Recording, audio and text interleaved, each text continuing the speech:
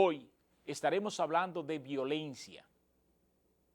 Vamos a tocar la violencia de género y todo tipo de violencia, porque es importantísimo nosotros culturizarnos sobre esta importante realidad.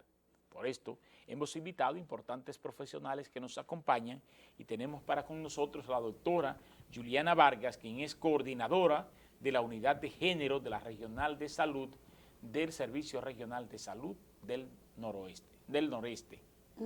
Buenos días y bienvenida, dama. Muy buenos días, Wilson, y muy buenos días a todos los telespectadores que hoy nos acompañan en este importante espacio donde trataremos este tema que sí quiere bien despertar la sensibilidad de todos los dominicanos, pero también de una forma reflexiva, ya que es un flagelo que lastima hasta la más íntima fibra de las familias y de la población dominicana. Gracias. Así es. También pues nos acompaña la licenciada Scarlett Eduardo Clase. Ella es psicóloga encargada de la unidad, coordinadora de la unidad de protocolo de atención de género del Hospital Regional Universitario San Vicente de Paúl. Buenos días y bienvenida. Buenos días, gracias por la invitación, agradecida con Dios y con ustedes por la invitación a compartir este espacio donde estaremos hablando del abordaje para que también los usuarios, las personas que nos ven, sepan a dónde acudir en un caso de este tipo. Gracias. Excelente, excelente. Precisamente vamos a hablar de violencia y me atrevería a preguntarle a usted como psicóloga, ¿cómo definimos la violencia?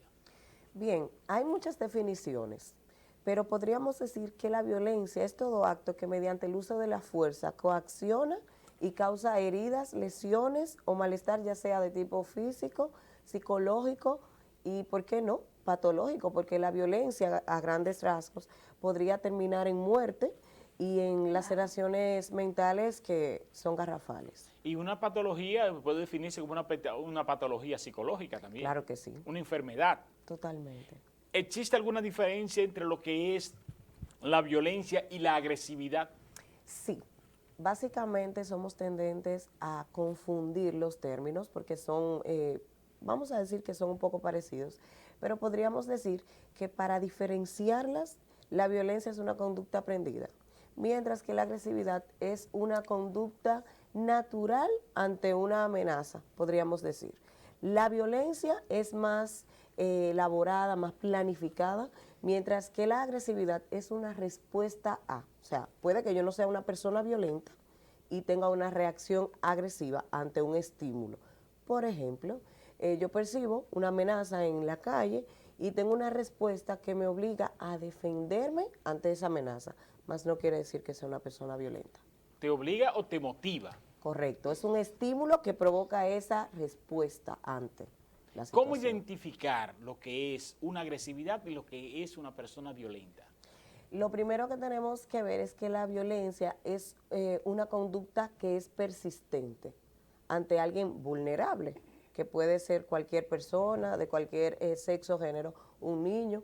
Entonces, como dije anteriormente, la agresividad es en un momento determinado, la violencia no, es consecutiva y siempre, bueno, es una violación a los derechos humanos, es lo primero que tenemos que decir de la violencia. Entonces, para diferenciar, una persona agresiva es en un momento determinado, la violencia no, tiene un seguimiento, por así decir.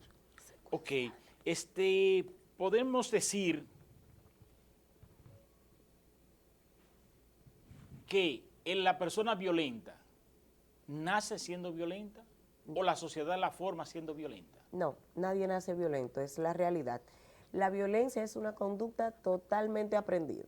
Por eso es que trabajamos diferentes profesionales en crear conciencia, en sensibilizar a las personas, a nuestra sociedad, porque somos entes sociales, independientemente del rol, porque violencia, ¿qué genera? Violencia, porque es una conducta que se aprende. Un factor desencadenante. Exacto. Sí. ¿Existe algún patrón genético desde el punto de vista hereditario que podría estar asociado a la violencia?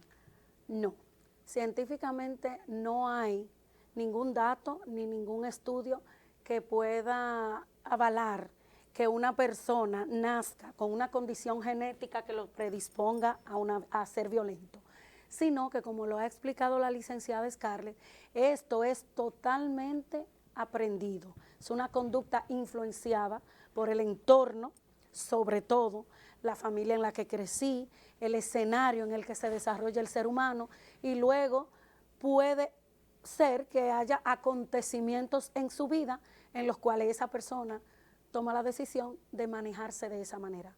Pero como ella bien lo ha explicado, es una conducta totalmente modelable y aprendida. ¿Está asociada a clases sociales? Podríamos decir que no, porque la violencia en todas sus tipologías no discrimina. A rasgos, por ejemplo, de una clase social alta, que debería, porque el contexto social sí puede determinar algunos casos de vulnerabilidad, más no. Hemos sabido de casos de clases sociales pues muy elevadas, donde la violencia aún es más agresiva o más fuerte. ¿Por qué? Porque hay más manejo de recursos. Una persona violenta con poder es una bomba de tiempo, porque nadie le hace freno. Entonces, podemos decir que no. Se habla de las desigualdades. ¿Es correcto esto de que la violencia es producto de la desigualdad? Yo diría que es uno de los factores, porque no podemos establecer una fórmula para decir es esto. Son múltiples y no podemos atribuirle a la desigualdad como tal, que es el factor que genera o provoca violencia. Sin embargo, en una relación desigual, siempre es posible que haya detonantes que induzcan a un ser humano en la violencia. Porque, por ejemplo, cuando una mujer no tiene, o un hombre, la misma oportunidad de desarrollarse, de expresarse, se da un escenario en donde existe desigualdad. Es prácticamente un entorno en donde hay desigualdad, aunque este no sea un factor que te lleve a ser violento. ¿Está ligada al sexo? Bueno, siempre hay, como decía anteriormente, hay muchas razones que pueden incidir, pero como decía la doctora, la desigualdad siempre, y también en relación al sexo, no está relacionada directamente, no podríamos decir que es por el sexo, es que no hay una fórmula, son múltiples los factores que inciden, pero no podemos atribuir al sexo a esta... Porque nosotros hablamos, cuando hablamos de desigualdad, de una vez nos vamos a la parte económica. Sí, mayormente. Pero la desigualdad está en la fuerza. Exacto. Está en el nivel de oportunidades. Correcto. Está en un mundo de elementos que no te hace ser igual, muchas veces con una visión mental, no real. Es decir, ok, yo me encuentro superior a fulano de tal, pero la reacción que viene de allá hacia acá es reactiva, provocada precisamente por esa desigualdad que yo me estoy imaginando cuando somos iguales. Yo diría que la desigualdad puede ser un medio en el que pueda darse la violencia, porque la desigualdad crea situaciones en donde los seres humanos nos comparamos, valoramos qué fuerza tiene el otro y medimos las posibilidades de acuerdo a la fuerza o al poder que tiene esa persona. En el caso, por ejemplo, de las mujeres y los hombres, que ya sabemos que culturalmente la mujer históricamente ha sido criada, ha sido formada para que sea sumisa, para que se quede atrás, para que le dé la oportunidad y la iniciativa a los hombres, a su pareja. Entonces, si nos vamos a ver esto de manera trascendental, podríamos decir que hay desigualdad en la oportunidad. La parte formativa. Que se le da a las mujeres para desarrollar una competencia. Y que las mujeres dan, porque son las responsables frecuentemente de la formación también. Es así. No pero debería. Esto es cultural, esto es algo culturalmente inculcado, y muchas veces la misma familia, el mismo entorno familiar es el que propicia este tipo de desigualdades. Porque, por ejemplo, si tú te fijas, si la población se fija, desde que un bebé nace, ya estamos premeditando cómo va a ser y cómo debe ser Le estamos todo diciendo la esto. ruta. Pero por los roles asignados de la misma sociedad, desde el color que vamos a vestir o pintar la habitación, desde ahí empieza todo. Entonces, estos roles que han sido asignados, estos estereotipos que la sociedad nos ha adjudicado, son los que generan ¿qué? Las desigualdades. Sí. Fíjese que cuando vemos la crianza de los niños, no importa el sexo, muchas veces sus progenitores, sus padres, inducen a esta desigualdad en el nivel de oportunidades, porque a los niños le permitimos salir al patio, jugar con la pelota, pero a la niña se tiene que quedar en la casa. Le permitimos la noviecita. ¿Cuántas noviecitas tú tienes? Vamos a ver, Al declárate. niño le fomentamos ese desarrollo personal, incluso a destiempo, sin estar mental y psicoemocionalmente preparado para una novia, ya estamos adjudicándole 2 o 3 novias. Sin embargo, a la niña se le induce al recato, a la sumisión, y no digo que esto sea malo, sino que esto puede confundir muchísimo al ser humano en desarrollo y luego, posteriormente, crear esas desigualdades que pueden llevarte a un escenario de violencia. Ciertamente, porque tenemos muchos patrones. Nosotros venimos de una sociedad muy atrasada. República Dominicana se ha caracterizado precisamente por un escaso nivel de desarrollo, que no es lo mismo que crecimiento. Claro. Son cosas muy diferentes. Y ese nivel de desarrollo nos ha condenado a la violencia que nosotros estamos viviendo precisamente. Tú coges un ejemplo, el embarazo en adolescente. Eso es normal en la República Dominicana, se ha normatizado a través de los años. Así es. Mi abuelita se casó de 12 años y 9 meses. Y hay un consenso familiar y social que se hace independientemente de que la persona con la que este adolescente, este niño, está compartiendo su vida en matrimonio o en unión, es mayor de edad, es una persona adulta. Se han llegado a acuerdos porque la familia lo acepta y todo esto está relacionado con lo que hemos mencionado anteriormente. Exactamente. Entonces, cuando tú coges, por ejemplo, y ves esta situación, tú te preguntas, ok, es verdad, mi abuelita se casó de 12 años y 9 meses, pero ¿qué hemos hecho como sociedad para que hoy las cosas sean diferentes?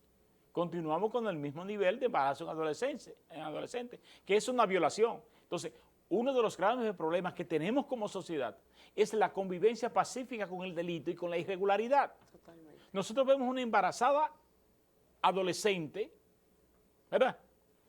Ay, mire esa niña, pero le pasa por el frente al fiscal y no le... Pero eso es un delito. Este adolescente, está embarazada, eso es un delito.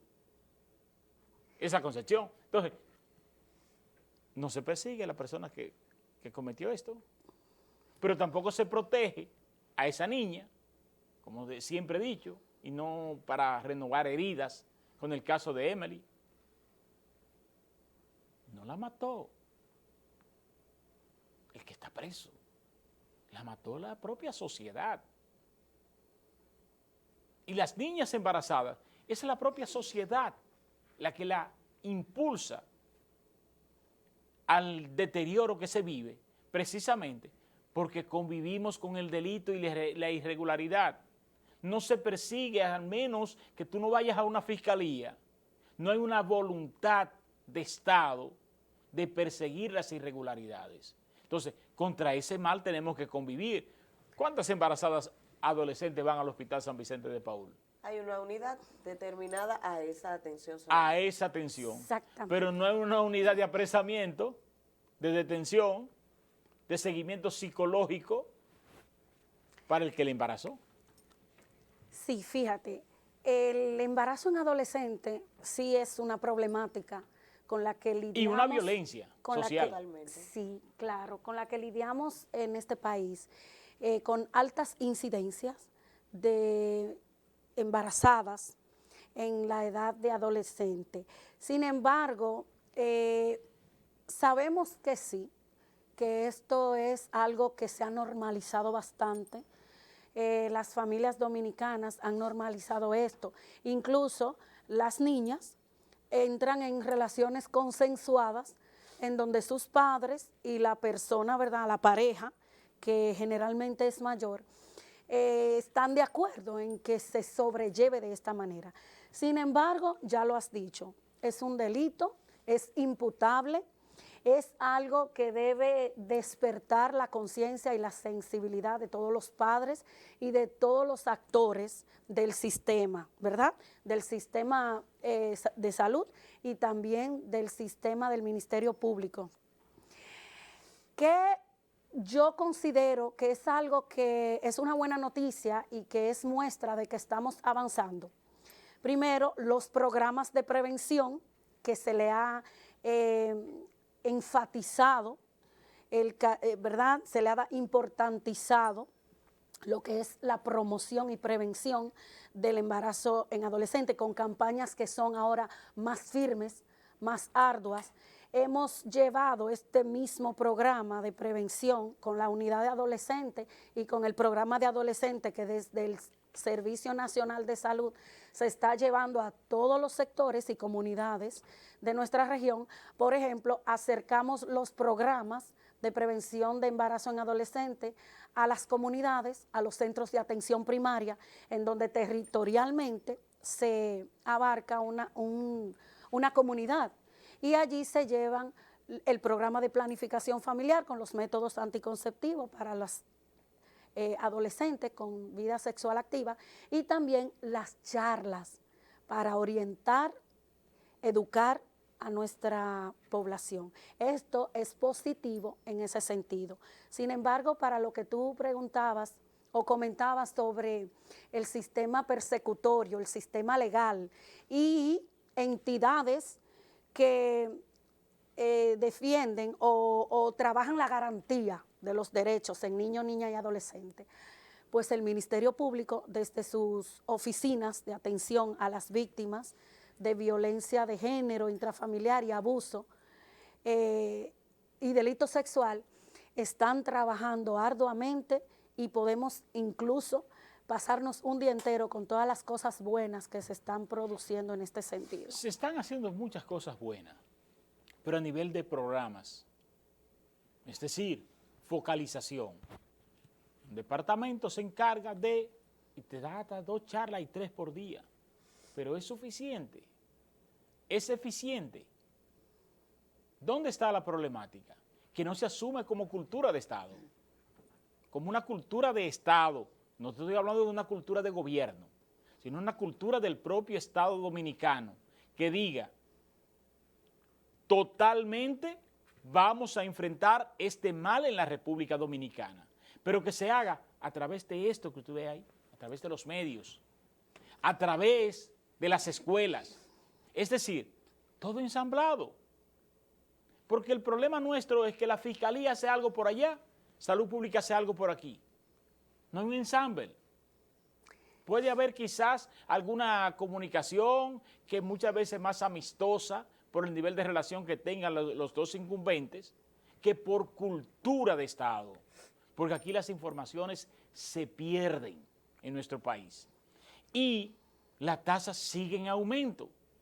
Y es uno de los principales indicadores de la violencia social de la República Dominicana, el embarazo en adolescentes. Así es, también destacar en esa parte que aunque sí estamos en pañales a través del tiempo, porque ha transcurrido bastante y seguimos con el flagelo, destacar que también las unidades de género en cada institución está tratando de enlazar desde educación, por ejemplo, que es una parte sumamente importante, valga la redundancia. ¿Por qué?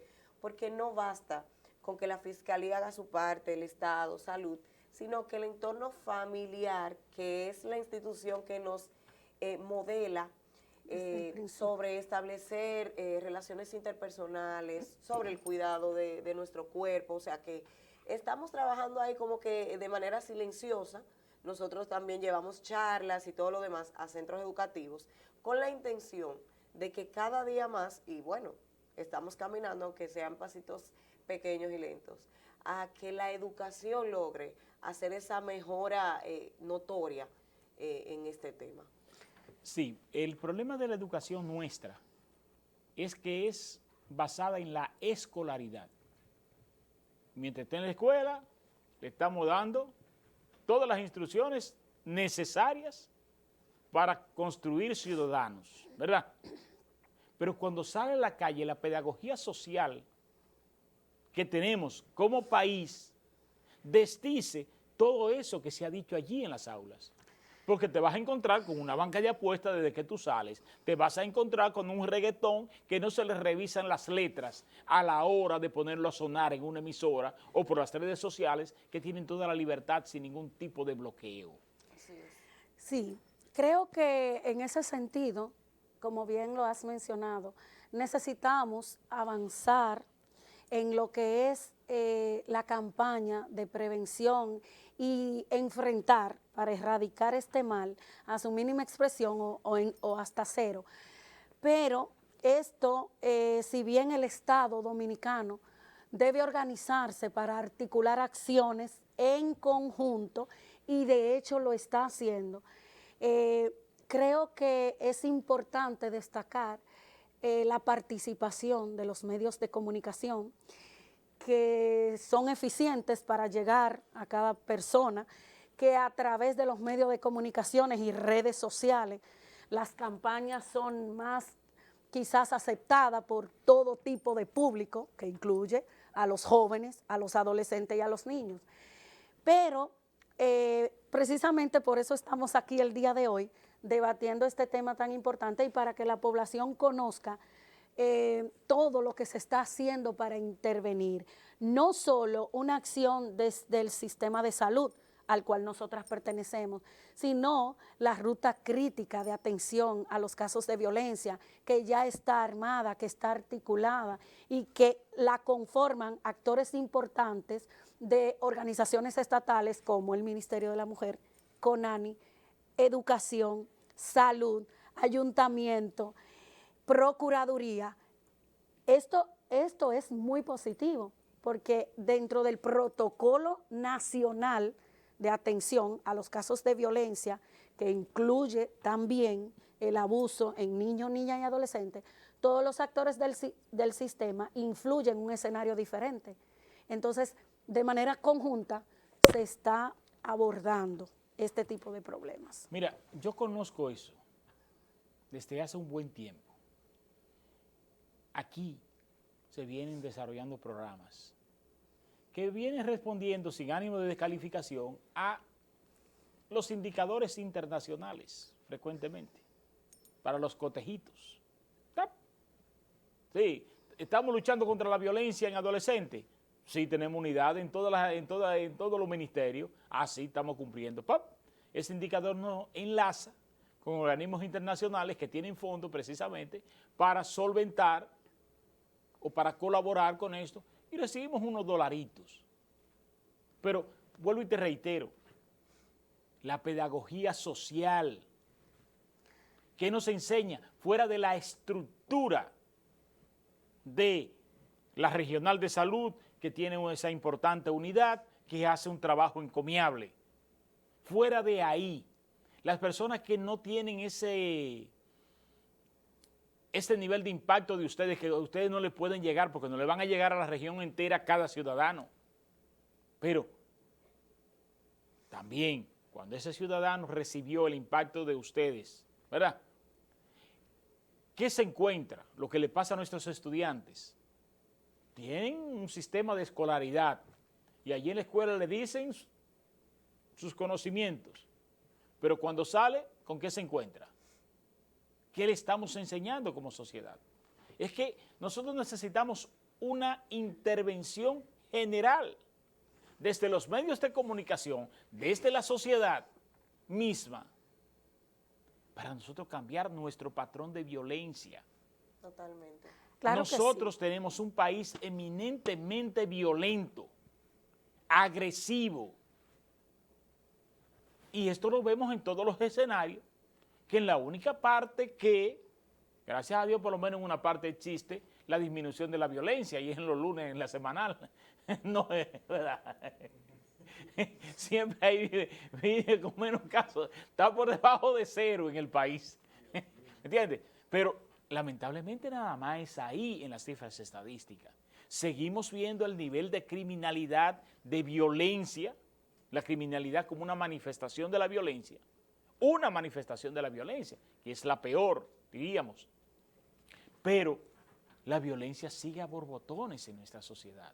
Entonces, los programas, muchas veces, que lo vamos a conocer más luego, los programas muchas veces no son la respuesta hasta que el Estado Dominicano, desde mi punto de vista, no entienda que debe hacerse una intervención social. Pero esa intervención social tiene mucho que ver con la sociedad misma. Totalmente. ¿Ves? Por ejemplo, las iglesias, los clubes culturales, los clubes deportivos, las juntas de vecinos. Desde allí, crear unidades en el propio tejido social que den respuesta. Sí, es importante esto porque, como tú dices, es una manera de tú llegar a esa población que puede no estar en contacto con los programas y con el sistema.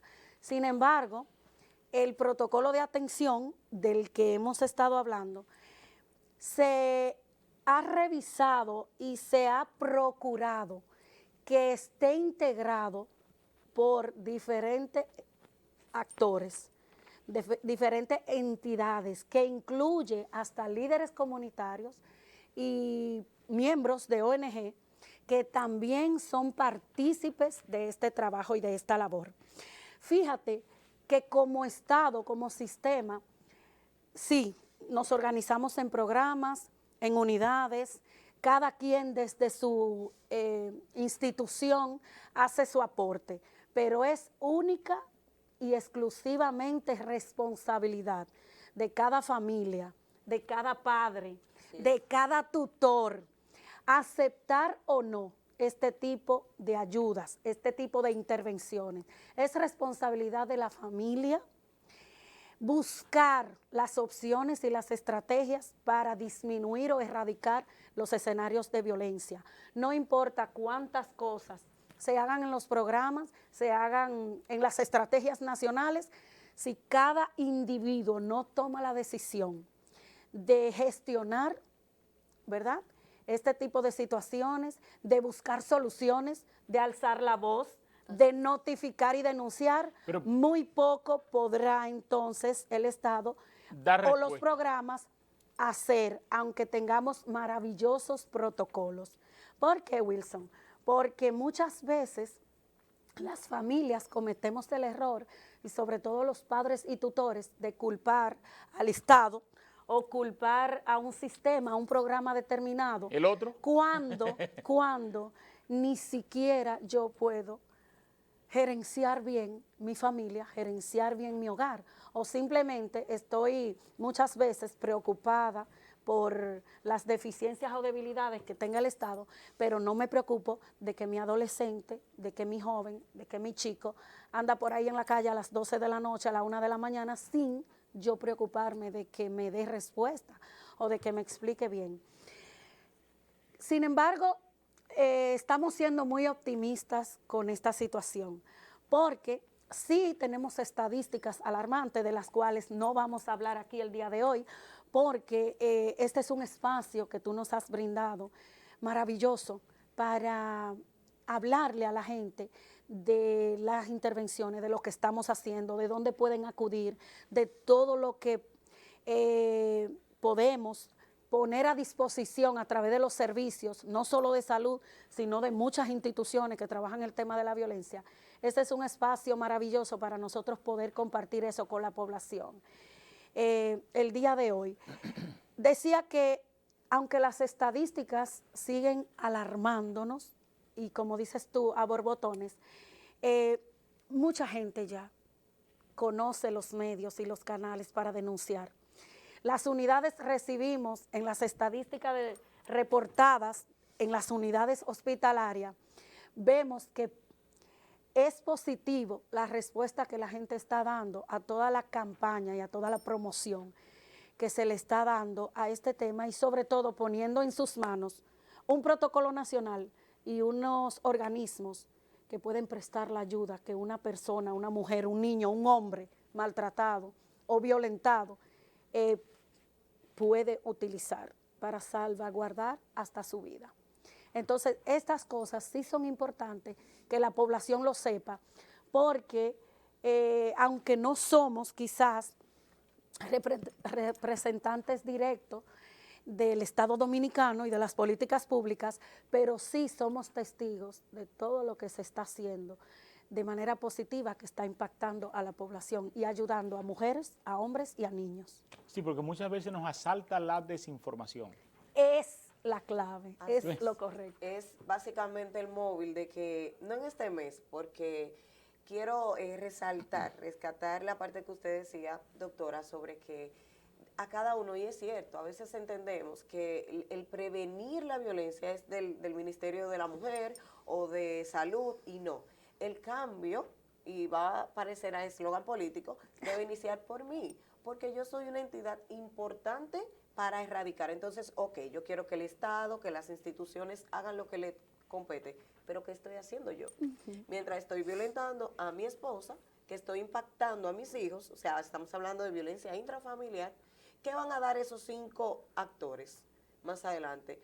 O van a ser potencialmente violentos o víctimas. Entonces, vamos a iniciar por nuestra parte, desde nuestro rol, comunicador, médico, enfermera, todos podemos aportar en lo que los protocolos y todo lo demás hace lo que deben, y pues esperemos que en un tiempo futuro pues puedan dar la respuesta más oportuna, pero mientras entender. Yo que vivo con la doctora desde el hospital, vivimos moviendo, tocando puertas, haciendo un poquito más.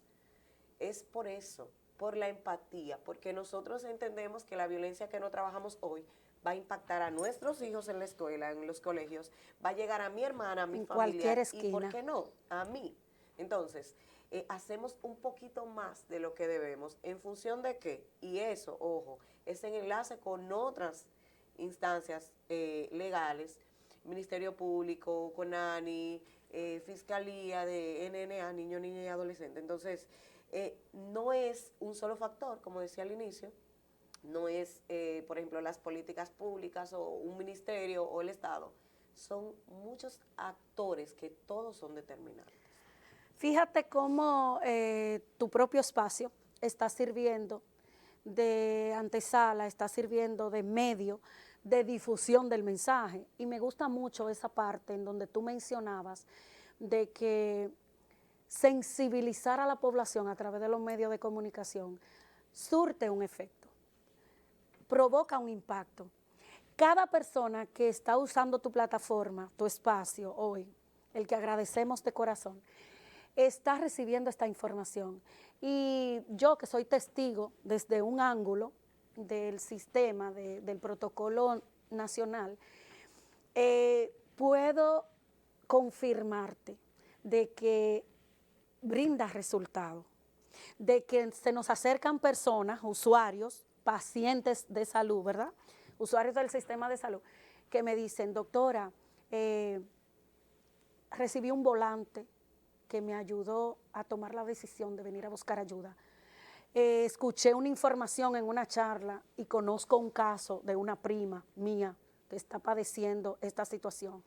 O sencillamente se me acercan, doctora, en la información que se compartió en la charla, en la campaña, escuchaba que los hombres que están siendo víctimas de violencia de género, intrafamiliar, los niños, hay un mecanismo para que se pueda solucionar esta situación. ¿Dónde puedo acudir? Y todo esto se le está compartiendo a la gente.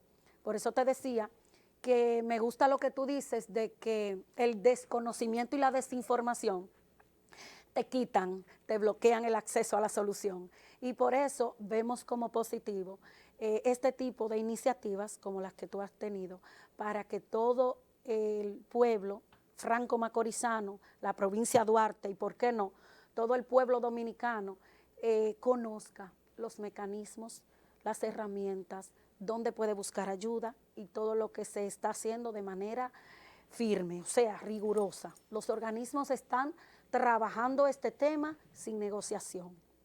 Sí, porque el Estado tiene esa responsabilidad como Estado. Muchas veces en los gobiernos, lamentablemente, creemos que dirigir el Estado es administrar sus bienes. Como decía el día pasado en un chat que estamos de la Seguridad Social, que el Estado abandona muchas veces, abandona lo que es el concepto social del Estado y nos basamos en la parte de la rentabilidad, en la parte económica. Y es un tipo de violencia que ejerce el propio Estado contra sus ciudadanos, que es motivador también a la violencia, porque la violencia social que viene desde el Estado es muy marcada contra el ciudadano. Entonces, más que programa, nosotros eso lo validamos y lo entendemos, tiene la certeza de que esos programas son dirigidos por profesionales, ¿verdad? Pero muchas veces, desde el Estado, las decisiones no están en manos de profesionales. Totalmente. Lo que pasa, por ejemplo, con el Ministerio de Interior y Policía de la República Dominicana. Tú tienes ahí una persona que es abogada. Teníamos uno que ni siquiera abogado era, ¿verdad? Domina las leyes. Las decisiones son del yocreísmo, yo creo, pero no obedecen a estudios. Nuestra sociedad está desprotegida porque nuestras universidades son para investir profesionales que van a enganchar su título allí, van a buscar empleo y se van a desarrollar personalmente, pero el compromiso social muchas veces no se tiene. Una universidad está para generar estudios sociales que analicen la conducta, y el poder de la decisión muchas veces no está en manos de expertos, sino de lo que yo creo. Tú ahora me nombras a mí en la gobernación, ¿y qué yo voy a hacer? Lo que yo creo, pero no hay profesionales, un cuerpo de profesional que te indique a ti qué es lo que tú debes hacer. Por eso yo cuestiono el caso de la salud mental, que gracias a la pandemia se ha importantizado. Claro que sí. Gracias a la pandemia. Porque antes la salud mental estaba detrás del patio de los hospitales, el cuartico de los locos. Eso era la salud mental. Por lo menos ya la salud mental se ha importantizado, pero todavía le falta. Deben ser parte de las decisiones. Yo he propuesto hasta la saciedad, y se lo he hecho llegar a ministros y a presidentes, se lo he hecho llegar directamente.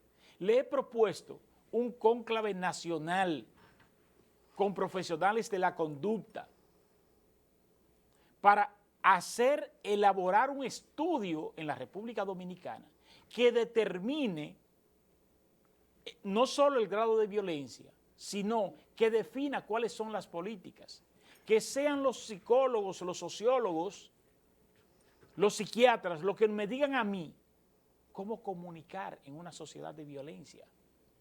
Porque puede ser de que yo comunicando esté transmitiendo violencia. Claro que sí. Por desconocimiento, y otros lo hacemos adrede. Pero no hay desde el Estado un modelaje. Y cuando hablo del Estado, no estoy hablando de gobierno, estoy hablando del Estado. Un modelaje de profesionales que te tracen la pauta para tú construir una sociedad que en el futuro se comporte diferente. Sí, fíjate que tú mencionas muy específicamente la violencia social como madre que engendra males que van hacia diferentes aristas de todo de toda la panorámica. La violencia social que conlleva todo lo que es la vulneración de derechos humanos, de oportunidades, distribución de recursos, sistemas políticos que ya tienen que ver más con esa área de profesionales de la comunicación social, de política como ciencia, ¿verdad? ese tipo de cosas que sabemos que a nivel internacional son difíciles de tratar y difíciles de abordar.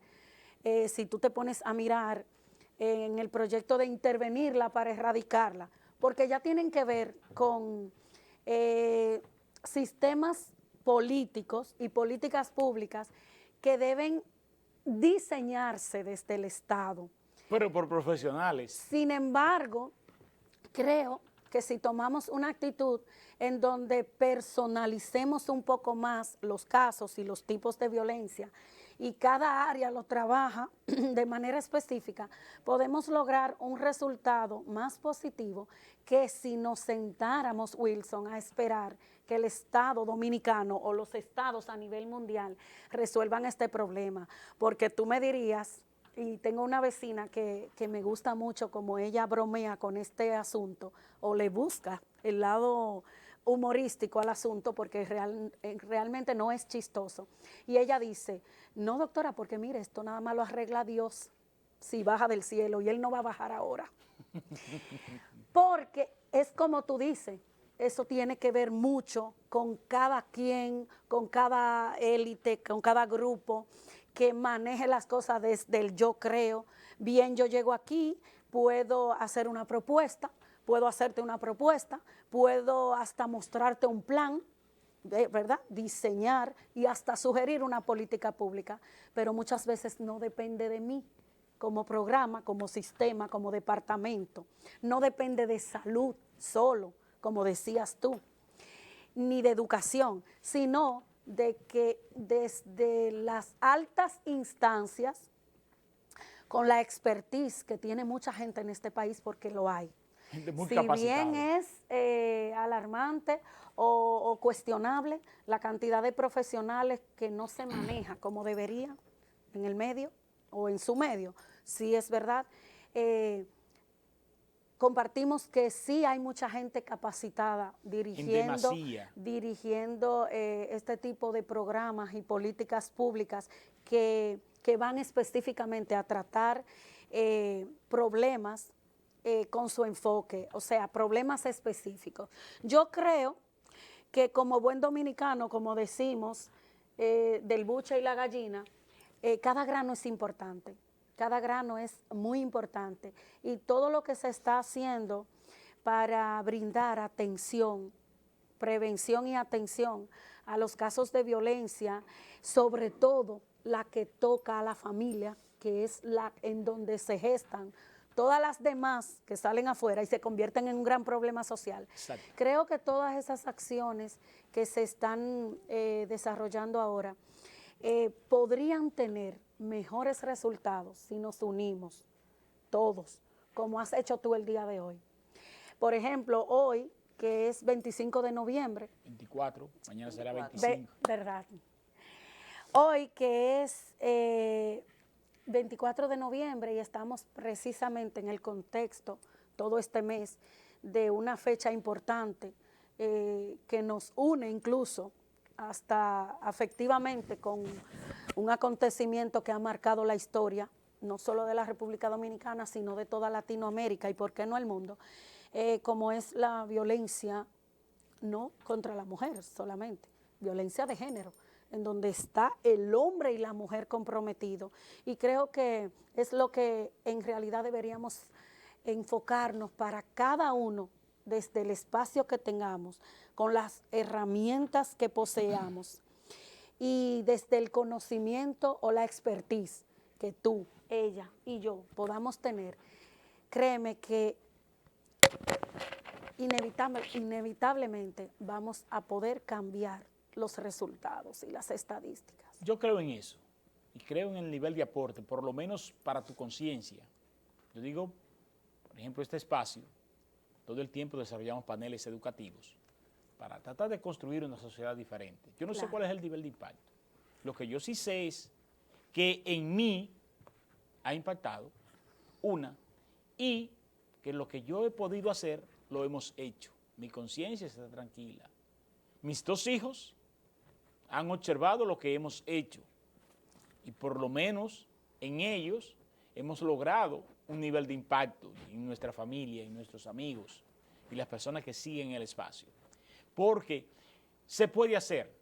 Claro que sí. Y cada granito de arena que usted aporte construye, igual que cuando usted lo hace diferente. Exacto. Cualquier mandarriazo destruye. Incluso cambia, esto puede cambiar, Wilson, no quizás el mundo, pero sí tu mundo. Exactamente. Sí, el mundo de tus Sí. hijos. No vamos a ir a una pausa, Desde pero esa perspectiva. hay una anécdota que siempre me gusta usar de un papá que quería ver una serie de televisión muy interesante, muy importante. Y el hijo, pequeñito, no paraba de hablar.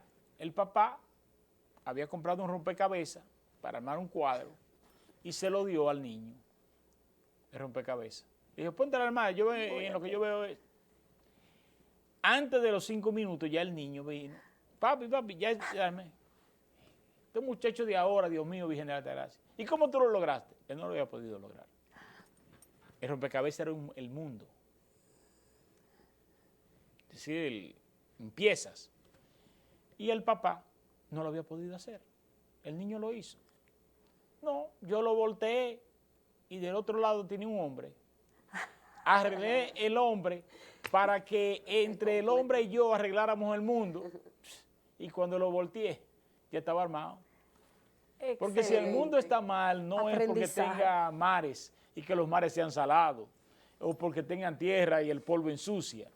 Es por la conducta de nosotros los seres humanos. El hombre es la clave para arreglar el mundo.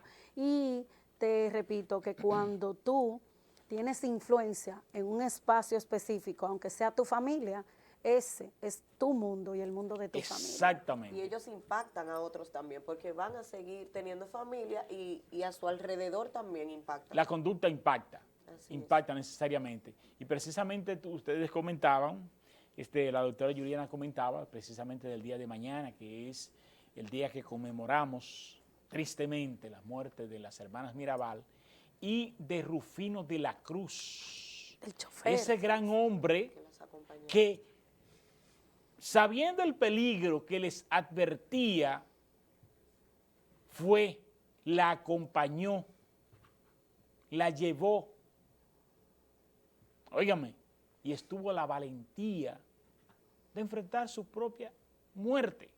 Claro que sí. Rufino de la Cruz, una deuda social que tiene nuestro país con enarbolar, porque tal y como decía en uno de los desfiles del día 26 de enero,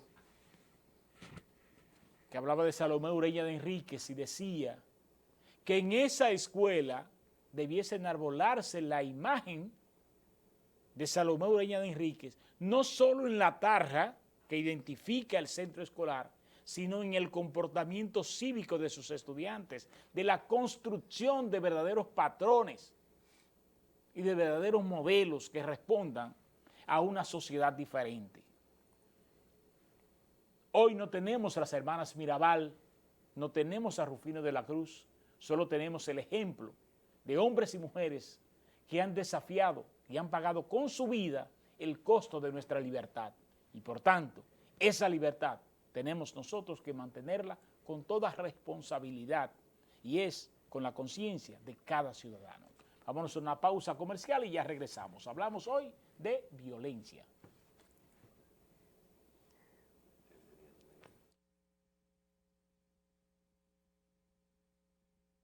De la información, un programa de panel semanal dedicado al análisis de los temas con los exponentes más calificados en un diálogo de altura y objetividad por el Canal 8 de la comodidad de tu hogar, en la cama o en el sofá, junto a tu familia. Ahí disfrutarás el poder de la información.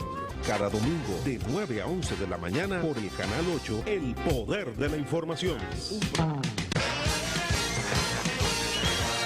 Importante conversación que estamos sosteniendo con estas dos eminentes profesionales, doctora Juliana Vargas, quien es coordinadora de la Unidad de Género de la Regional de Salud, y la licenciada Scarlett Eduardo Clase, psicóloga encargada de la Unidad de Protocolo de Atención del Hospital San Vicente de Paúl, Hospital Regional Universitario. Con ella conversamos sobre violencia. Y precisamente, Scarlett, esas secuelas de violencia Tenemos el hecho mismo, pasó. La prevención no funcionó. Llegamos al hecho. Esas secuelas que quedan de violencia. Bueno, para hablar de secuelas tenemos un mar sumamente amplio, porque tanto psicológicas, emocionales, físicas y demás, pues podemos destacar muchísimas. Pero ya en el seno familiar, que es regularmente quien recibe la violencia, porque aunque no sea directa, o sea, si papá golpea, por ejemplo, en el caso de la violencia física a mamá, claro que los niños de manera indirecta perciben y reciben la violencia, también la gestionan en términos de hablar de esas secuelas. Algo que vemos mucho, principalmente en los niños, es que empieza a irle mal en la escuela. Porque un niño que regularmente está en un entorno de violencia, un espacio donde la fuerza, ya sea, cuando hablamos de violencia, sea verbal, psicológica, de todo tipo, pues tiene una repercusión emocional y psicológica.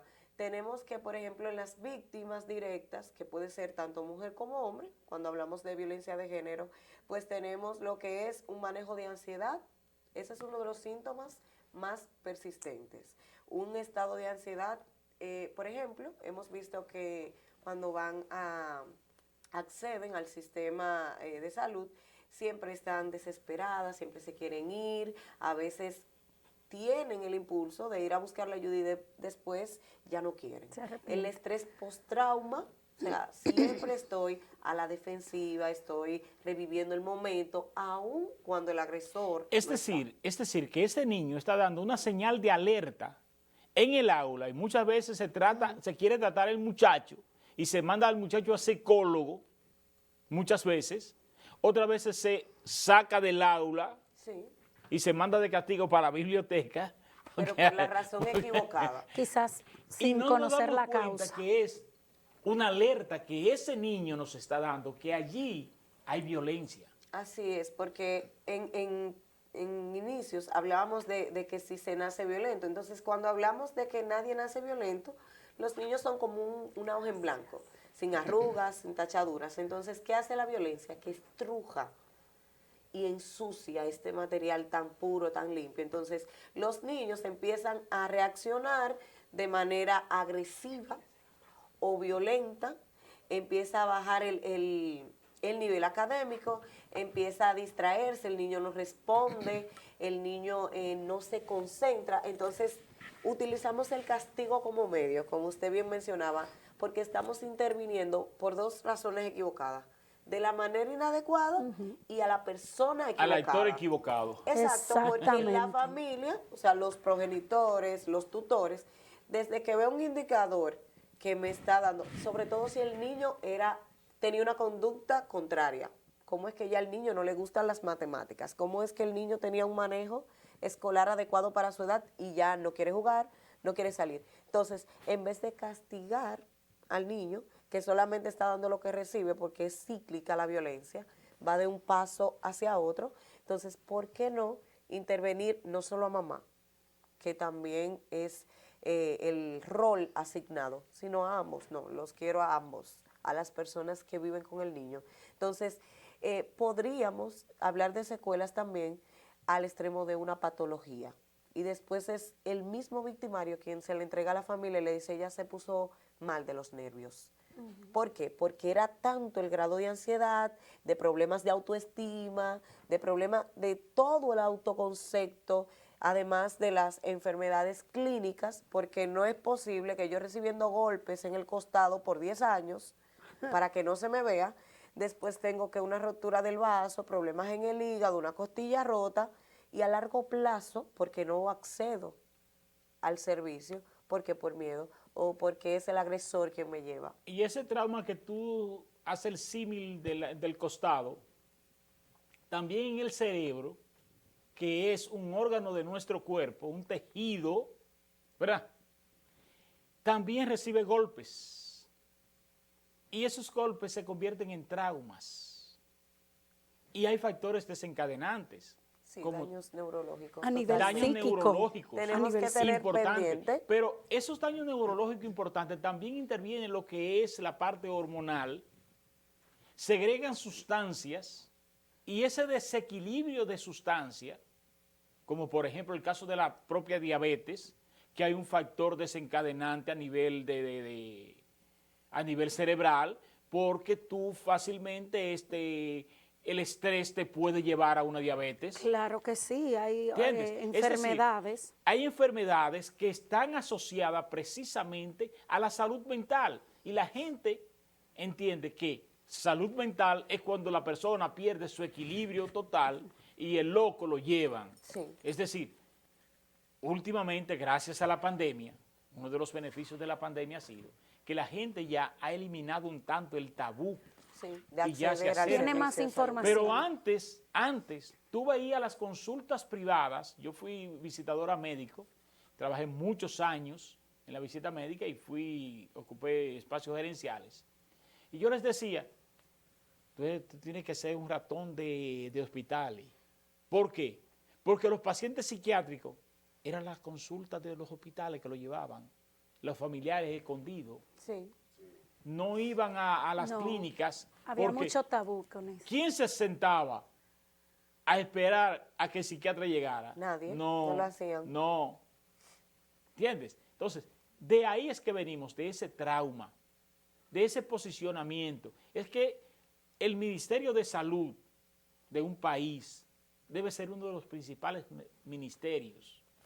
Y la salud mental, al igual que la epidemiología, juegan un rol importantísimo en la sociedad. Así es. Porque la misma epidemiología investiga y la violencia puede determinarse como una epidemia en nuestro país, porque en realidad lo es, Claro. una epidemia. Y no se trata como tal. Es importantísimo que la gente pues entienda que la psicología, la psiquiatría, son áreas del saber que te ayudan, que te aportan. Y no tener el bendito tabú que tenemos, que preferimos caer en un trauma, en una desgracia, por no ser lo suficientemente responsable. Así En es. una oportunidad, yo estuve en un tratamiento con una psiquiatra. Se me registró un divorcio, una separación. Ver salir mis hijos me causó un trauma muy fuerte. Y yo dije, bueno, tengo que ser lo suficientemente responsable para ir donde una psiquiatra. Necesito ayuda de un profesional. Y después cogí y le dije, suéltame en banda. Ni ocasioné trauma allí, ni me ocasioné trauma Porque aquí. fue responsable de gestionar sus emociones. Y Exacto. es algo que regularmente no hacemos, en el mismo sentido que íbamos con la violencia, porque el cerebro es el control del cuerpo. Entonces, Sí. Claro. con las emociones se da un proceso fisiológico. Se drenan desde el cerebro una serie de serotonina, sustancias, exactamente, Exacto. que tienen una repercusión a largo plazo. Entonces, ¿qué pasa? Que, ok, yo expuesta a un estrés agudo el día de hoy o a una ansiedad, tal vez no pase nada, porque es algo de un momento que puede ser lo que hablábamos de la agresividad, por un momento. Pero cuando yo sumo a esto 15 años, 10 años, 5 años, se puede ocasionar el trauma. Y no necesariamente a nivel neurológico o cerebral, sino emocional y psicológico. ¿Por qué? Porque la persona pierde el control. Y hemos tenido casos de pacientes ingresadas en unidad de psiquiatría por un descontrol emocional. Me decía una paciente, ya yo ni sé si lo que él me dice es real o es lo que yo pienso. O sea, ella disoció, perdió la noción de la realidad, solo estando sometida a violencia psicológica, no a la Imagínate. física. Oye, solo a la violencia psicológica, solo. Sí. Que es un todo. Correcto. Claro. Que es un todo. Ahora, la violencia psicológica no se puede ver solamente desde la víctima, porque muchas veces la víctima también es parte de ese mismo ciclo de violencia. Eso es lo que pasa, por ejemplo, El victimario. con la violencia de género, que la gente piensa que es esa violencia que se ejerce contra la mujer. No es Y no totalmente es así. correcto. No, es contra la pareja. Es contra la pareja, es decir, ambos Porque si es violento el hombre, si es agresivo el hombre, también la mujer. Hemos tenido casos que son remitidos en parejas y Ajá. la referencia, por ejemplo, del Ministerio Público, de la parte legal que le compete, dice así, intervención para ambos, porque se ejerce la violencia de manera bilateral. O sea, no es Exactamente. que yo hacia ti y solamente, sino que ambos perpetramos incluso diferentes tipos. Exactamente, porque ¿qué es lo que nos pasa? Que muchas veces pensamos en que la violencia, de que el hombre ejerció la violencia contra la mujer, sí. ¿Por qué? La mató, sí, pero el factor desencadenante es la muerte. Pero el nivel de violencia que se registró hasta llegar allí es responsabilidad de las dos personas. Puede que haya sido de ambos. De ambos, porque ¿qué es lo que pasa? La mujer y el hombre aportan muchas veces el mismo grado de violencia en un conflicto, el mismo grado de agresividad. ¿Por qué la mujer termina siendo lamentablemente la víctima? Porque en la contextura física, en el engranaje final, el maldito desenlace, la mujer tiene desventajas por nivel de contextura física. Pero a nivel de agresividad, entonces, las políticas públicas muchas veces se diseñan en función de que el hombre mata a la mujer.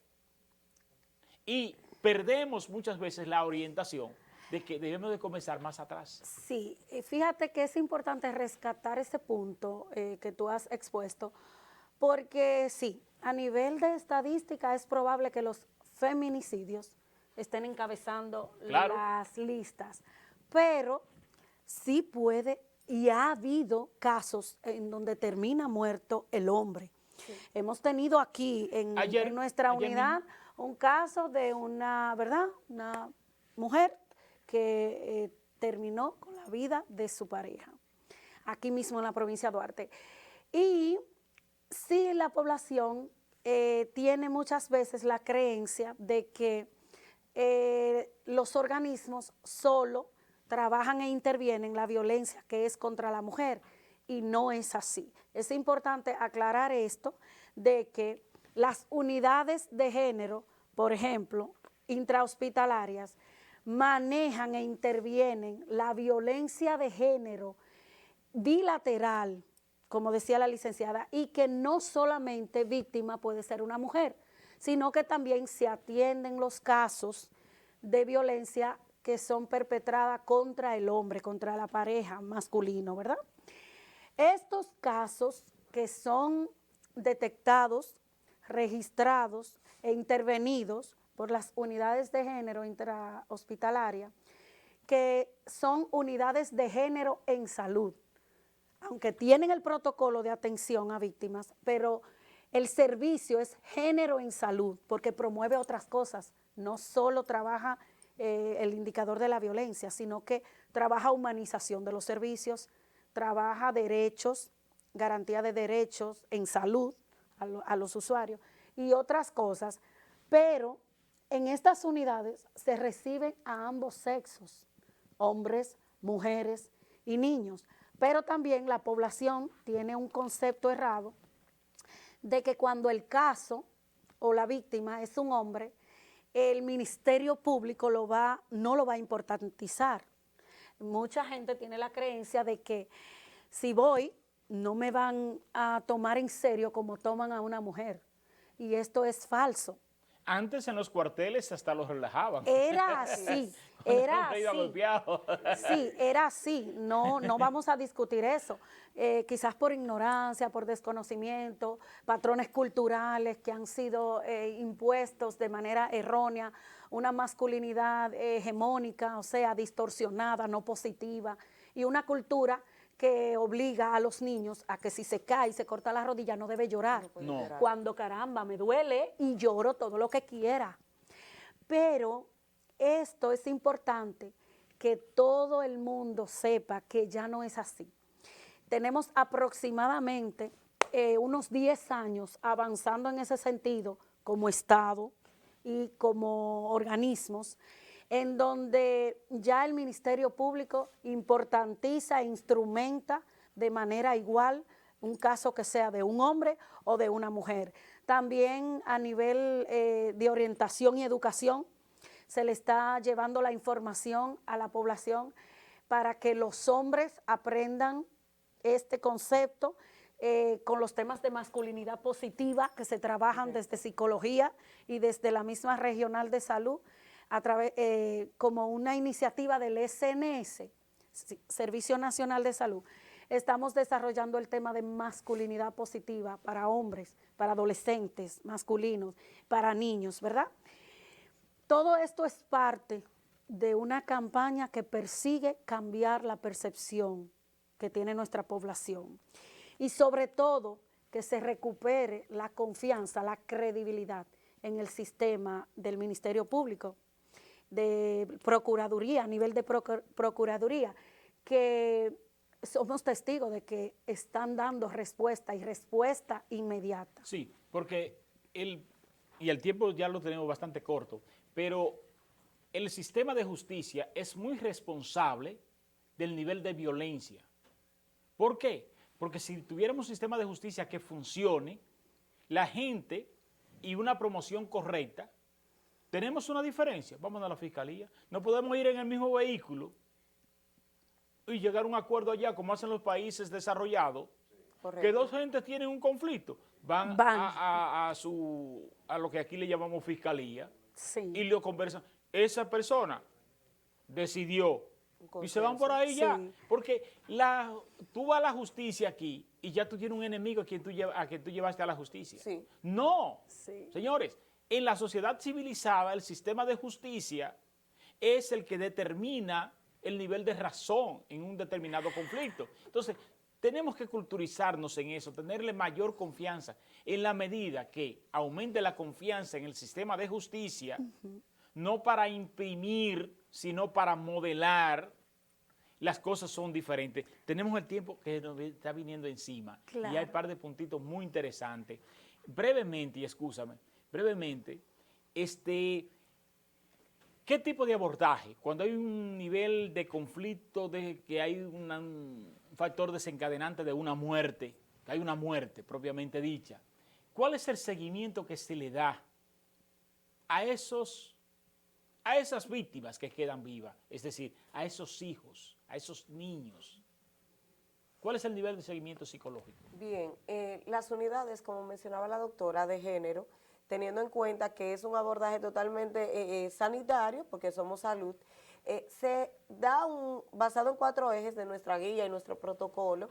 Ya después que, bueno, nuestro primer eje, ya en caso de violencia ejercida, no solamente de muerte, porque esa es la última instancia ya, lo más fatal, y queremos evitar.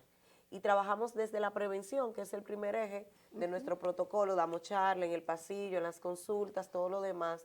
La detección y el registro, o sea, llegó la víctima, en el caso que sea, no vamos a decir en el caso de muerte, porque es de varios profesionales. En el caso de una familia que haya perdido a una fémina en caso de violencia, pues la ven psicología, psiquiatría, todos los actores de salud pertinentes. Se hace un juego intrahospitalario con la referencia interna. Tiene que verlo un psiquiatra, se ve el psiquiatra, un terapeuta sexual y de pareja, que es terapeuta formado en esa área, aunque sean adolescentes, por ejemplo, o niños, se le da un abordaje, se aplican escalas, pruebas que determinen el grado de severidad de la afección, del estrés post-trauma, que es lo que se da, el duelo por pérdida, pero siempre se le da un abordaje en que, según la necesidad del paciente, si la paciente regularmente llega con agresión física, lo primero es la atención médico-clínica para preservar la vida de esa víctima. Después de la atención médico-clínica, que se hayan atendido las laceraciones, en el caso de violencia física, pues se recaba toda la información psicológica y se da la intervención de manera integrada con otros profesionales. Y eso aplica para toda la familia, incluido el agresor. Excelente.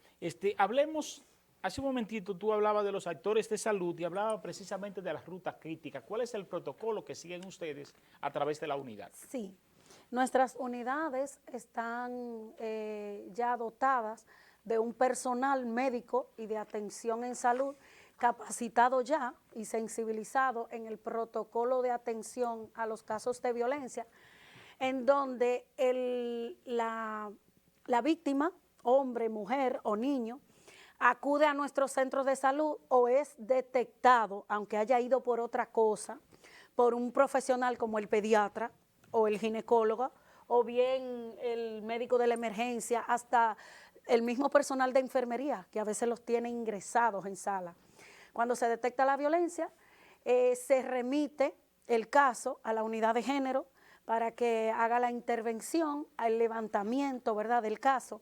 Sin embargo, lo primero que se le da es la atención clínica para disminuir o prevenir el daño, porque, por ejemplo, si llega una víctima con una punzada, pues hay que reparar la punzada y todo el proceso quirúrgico, y ya luego se hace lo que puede esperar, la intervención de psicología y otros profesionales que entran en juego. Pero en el protocolo de atención desde salud se recibe por el personal médico, el caso se retiene en el hospital dependiendo de la gravedad, y luego la unidad de género levanta la información a través de los instrumentos o formularios correspondientes al caso y hace la notificación al Ministerio Público. Ahí entra el segundo actor en la ruta crítica, que es el sistema de protección legal.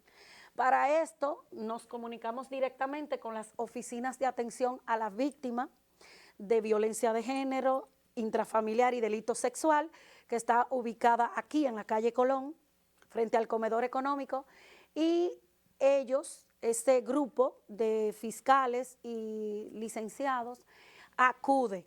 Si tienen que mandar una brigada al hospital para recoger a la víctima en caso de que ella corra peligro, lo hacen y tenemos respuesta inmediata, gracias a Dios. Luego ellos instrumentan todo el proceso y el peritaje legal, que yo creo que este panel te va a generar un segundo plan, necesariamente. una segunda parte con todos los actores del sistema, que ellos sí te pueden desmenuzar los pasos. Ya luego que está en custodia de ellos el caso, sigue, el proceso médico sigue, porque esa persona necesita seguir terapia orgánica, luego la terapia psicológica, que puede ser intervención en crisis, cuando llega nervioso, cuando llega que no habla, dependiendo del caso, y luego la terapia de seguimiento. Luego interviene un tercer actor dependiendo del caso. Si es un niño en donde se identificó que es víctima de violencia o delito sexual en un escenario familiar, entonces participamos y referimos el caso a CONANI, que es el Consejo Nacional de Preservación de los Derechos para la Niñez, y ellos inician un proceso, ya que tiene que ver con su área. Sin embargo, salud es paralelo, es perpendicular a todo esto, porque siempre el médico o el profesional de la psicología o psiquiatra hace el acompañamiento. Una vez que se delega el caso a CONANI, entonces solamente las unidades damos visto bueno y seguimiento para que si, por ejemplo, esa familia, ese cordón familiar necesita intervenciones hacia otras personas que vivieron la violencia de manera pasiva, pues también se puede delegar a las unidades de atención primaria para el seguimiento en salud. Eso es si el paciente lo requiere, si las personas requieren esos servicios, o hay una intervención directa, inmediatamente se produce el hecho independientemente las personas quieran o no. Cuando el caso es de un niño o un adolescente, que ya es de responsabilidad civil, porque muchas veces el agresor es el propio tutor, la denuncia y todo el proceso legal es automático. Aunque el papá o el agresor o la familia, ya sea por cosas de las que hablábamos al principio, no quiera denunciar, el proceso se hace por la notificación de un organismo como salud o cualquiera de los actores de la ruta crítica. Pero cuando es un adulto, cuando es un hombre o una mujer que es víctima de violencia o nos llega con un caso específico, ya sí nuestro personal hace la notificación es obligatoria, así como se notifica el dengue o la malaria, pero la denuncia debe estar firmada por ese adulto. Esa es la causa por la que muchos procesos legales se caen y luego le adjudican la culpa al Ministerio Público, cuando en realidad ni el fiscal ni el Ministerio Público tuvieron la culpa de que ese adulto con conciencia y autonomía no firmara la denuncia. Entonces, también ahí hay quien un tiene problema. la culpa, y la mayor culpa de aquí la tiene el Congreso Nacional, que no prevé en la ley que si ese adulto no firma, teniendo esa responsabilidad, se pueda tipificar como delito y esa persona tenga un costo y lo pague. Porque esa es otra cosa, que aquí las leyes no se adecúan a lo que es la respuesta. Y sobre todo que el ciudadano a veces no quiere cumplir esa ley. La ley está y los organismos para llevarse la implementación a cabo funcionan, pero muchas veces el ciudadano hay que protegerlo hasta de él mismo. Fíjate lo que pasa con la MED y los motoristas. Hacemos de todo para que se pongan el casco, pero no se lo quieren poner. Esto mismo sucede en este caso de cuando la mujer o el hombre, víctima de violencia, decide no seguir con el proceso o no firmar una denuncia. Ahí nada podemos hacer los programas Porque, y los actores. vuelvo y te reitero, la ley no contempla esa acción y la penaliza. Si la penalizara y el fiscal estuviese una herramienta para decir, ok, usted no firmó ahí, usted está violando tal artículo de tal ley y eso tiene un costo de, sea civil o sea penal, y usted lo va a pagar. ¿A qué firman? Sí, sería lo ideal, pero fíjate que la ley es la ley y no es afectiva ni romántica. La ley entiende que el primer principio que debe legislarse es la autonomía de cada ser humano. Exacto. Entonces no puede violar un principio que ella misma Una promueve. violación de un derecho. Si tú tienes autonomía porque eres adulto y hasta Dios respeta esa autonomía porque te deja decidir entre el bien y el mal, no puede él mismo quebrantar ese principio. La ley se comporta de una manera similar. Y cuando es un adulto con conciencia, con autonomía y libre de tomar sus decisiones, entonces la ley tiene que respetar ese principio. Entonces, en función de ese principio, se están violando otros derechos. Hay consecuencias quizás. Hay consecuencias si se está violando otros pueden- derechos. Entonces, Colaterales, sí. entonces, si no se contempla una penalización a esa persona que no firmó, bien debiese entonces tener la fiscalía esa autonomía de hacer valer esa violación que se ha cometido contra ese niño y tenga su costo. Porque el problema es que eso contribuye a ¿qué? A la impunidad. No, en caso porque, de los niños no es así. no, porque recuerda Ok. que te comentaba que en el caso de los niños es automático el proceso. Es solo con los adultos. Con los niños sí, aunque no firme el adulto o el tutor, el proceso Se da. marcha. Es Con los cuando las adultos. víctimas son adultas que el proceso necesita una denuncia. Esto es un tema apasionante Pero y muy, bastante amplio, señores. En el día de hoy hemos tenido a la doctora Juliana Vargas y a la licenciada Scarlett Eduardo. Minuto final, parte conclusiva. Bueno, pues agradecer el espacio y la oportunidad, la iniciativa de traer este tema aquí a tu importante plataforma y sobre todo motivar a la población de que no nos quedemos callados. Si conocemos algún caso o alguna persona que está en una situación de violencia, sobre todo nuestros niños, nuestros adolescentes que dependen de verdad de nosotros y nuestra conciencia, acudan a los organismos disponibles para denunciar la violencia y para prevenir los daños y las secuelas. Tenemos la unidad de género con Scarlett a la cabeza en el Hospital Regional San Vicente de Paúl y desde el Servicio Regional de Salud estamos siempre dispuestos a colaborar. No nos quedemos callados, vamos todos a decir basta. Scarlett. Así es, pues yo muy agradecida de esta importante invitación. Quiero concluir resaltando algo que destacábamos al inicio, y es que para erradicar o disminuir la violencia hace falta la iniciativa propia. esa empatía y ese compromiso de que yo puedo hacer y lo voy a hacer. No voy a esperar a que alguien lo haga o que alguien me motive. También a todas las personas que nos ven, decirles que la unidad de género funciona en horario corrido, porque hemos involucrado a todo el personal de lunes a viernes, pero si una víctima llega, una persona que necesita la asistencia, en fin de semana también la va a recibir y se articula desde casa. Entonces, vamos ya a hacer lo que nos compete, vamos a buscar ayuda y entre todos podemos erradicar la violencia.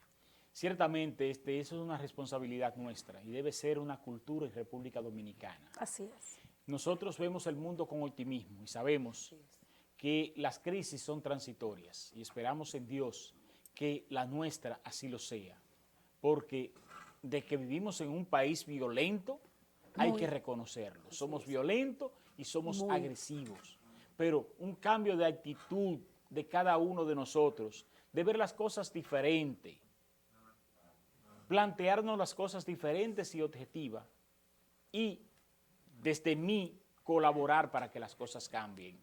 Claro que sí. Yo creo en esto, en el nivel de impacto, y es nuestra responsabilidad en esta sociedad. Debemos de mejorar la responsabilidad social como individuo, de saber que vivimos en una sociedad y que debemos aportarle a esta sociedad. ¿Y qué mejor que aportarle que una sana convivencia como la que debemos promover? Gracias del alma a ustedes, soy yo el agradecido por traernos conocimientos de calidad con personas autorizadas, como es el caso de ustedes, que viven de lo que están haciendo y lo hacen muy bien. Gracias. Nosotros nos reiteramos siempre a la más entera disposición. Ustedes, mis amigos, si Dios lo permite, el próximo domingo, aquí nos vamos a encontrar con otra importante conversación, como cada domingo aquí. Gracias a nuestros técnicos y gracias a ustedes por la atención y a nuestros invitados. Buenos días. La búsqueda de la verdad en la profundidad de la realidad misma. El poder de la información.